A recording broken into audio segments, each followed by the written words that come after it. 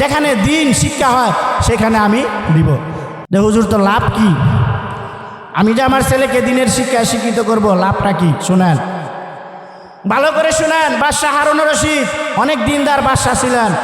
তিনি মাদ্রাসার ছাত্রদেরকে ভালোবাসতেন। তখন রাজা বাদশাহ যে সৈন্য ছিল, এমপি মন্ত্রী ছিল, বলতেছে, আরে বাদশাহ এতিমখানার মধ্যে পড়ে, হ্যাঁ করে আপনি এত ভালোবাসেন, খেয়াল করে শুনবেন, মাদ্রাসার মধ্যে ছাত্রদেরকে পড়ান, তাদের জন্য এই ঘটনাটা। তখন বলতেছে বাদশাহ, আপনি কেন তাদেরকে এত ভালোবাসেন? আমরা এমপি মন্ত্রী, কত আমরা বড় লোক। বলতেছে, তোমরা জানতে চাও? হ্যাঁ আমরা জানতে চাই। ঠিক আছে, এমন দিন তোমরা সবাই আসবা আমার রাজপ্রাসাদে আসবা, আমি তোমাদেরকে বলে দিব।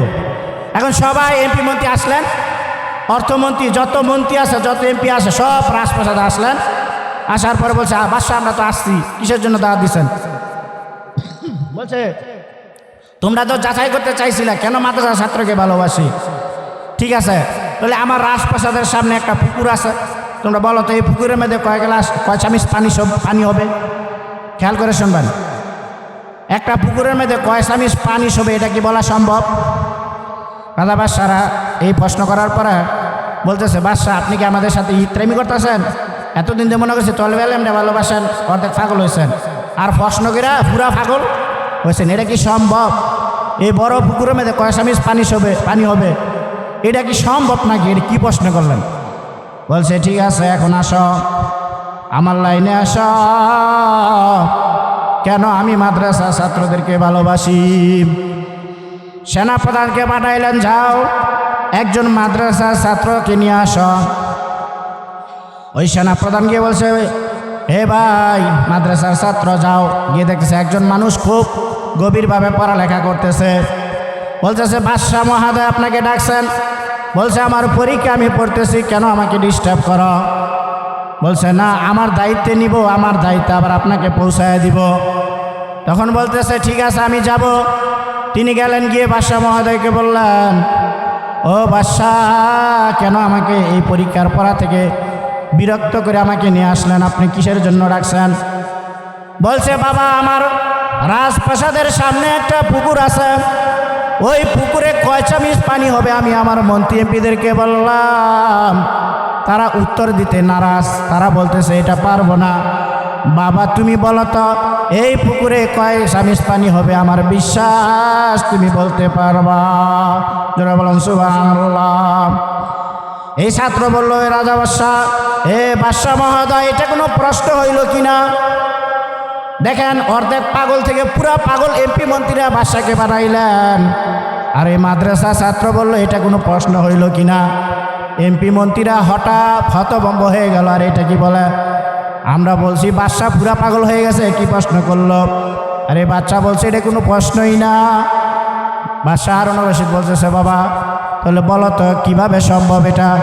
বলছে, বাদশাহ শোনেন, এই পুকুর পরিমাণ যদি 1 চামিচ হয় তাহলে 1 চামিচ পানি হবে। পুকুর পরিমাণ যদি আপনি 1টা চামিচ বানান, পানি তুললে 1 চামিচ হবে। আর যদি পুকুরের অর্ধেক পরিমাণ চামিচ বানান তাহলে 2 চামিচ পানি হবে। জোরে বলুন সুবহানাল্লাহ। এমপি মন্ত্রীরা বলতেছে, বাবা এতদিন তোমাদেরকে এতিম বলে ধিক্কার দিতাম, ফেতরা জাকাত খাও বলে ধিক্কার দিতাম, কিন্তু সমস্ত এমপি মন্ত্রীরা আমরা চেষ্টা করছিলাম হিসাব করার জন্য, আমাদের জ্ঞানে ধরে নাই, বরং সব বাদশাকে আমরা পুরা পাগল বলে ঘোষণা করলাম। এখন বুঝে গেলাম বাদশা যে কেন তোমাদেরকে ভালোবাসা। আমরা সবাই মিলে যে হিসাব দিতে পারলাম না বাদশার কাছে, তুমি 1 মিনিটে এই জবাব দিছো। জোরে বলুন সুবহানাল্লাহ।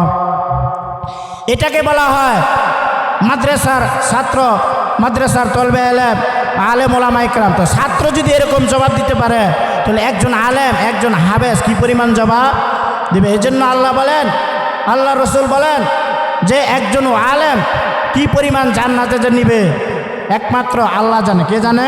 আল্লাহ জানে। এজন্য দ্বীনের প্রতি কেউ আমরা কি সবসময় অগ্রসর থাকব, দ্বীনের প্রতি কেউ মন ভাঙব না।